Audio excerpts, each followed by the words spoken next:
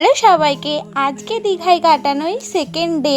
আর সকালবেলা সাজুগুজু করে একটু বেরিয়ে পড়েছি মোহনায় যাব বলে। ওখান দিয়ে তো অটো ধরে একদম চলে আসি মোহনায়। আর আমরা আস্তে আস্তে তার আগেই কিন্তু সূর্যি মামা উঠে গিয়েছিল আকাশে, তাই আমরা সূর্য ওঠাটা আর দেখতে পাই না। সকালের এই এত সুন্দর মোহনার ভিউটা কিন্তু ভালোভাবেই উপভোগ করেছি। যদি আমাকে কেউ এখন প্রশ্ন করে যে 2026-এ কাটানোর কোন দিনটা তোর সব থেকে ভালো কেটেছে, তো আমার উত্তর হবে আমার এই দীঘায় কাটানো দুটো দিন। একটা কথা ঠিকই, মাঝে মাঝে মন ভালো রাখার জন্য কিন্তু একটু কোথাও দিয়ে ঘুরে আসা দরকার। সেটা পাহাড়ও হতে পারে, সমুদ্রও হতে পারে, বা অন্য কোনো প্লেসও হতে পারে। মোহনাতে সকালবেলাটাই তেমন একটা ভিড় হয় না, তার জন্য প্রচুর ফটো তোলা যায়, ভালো ভালো রিলস করা যায়, জন্য আমার এই জায়গাটা একদম পারফেক্ট লাগে। আর আমার আদর তো দীঘায় গিয়ে প্রচুর মজা করেছে, এত ছুটোছুটি করেছে, এমনকি সমুদ্রের মধ্যেও প্রচুর লাফালাফি করেছে। এত বড় একটা সমুদ্র দেখে কোথায় কি একটু ভয় পাবে সেটা নয়। আমরা যদি একটু সমুদ্রের দূরে যাই,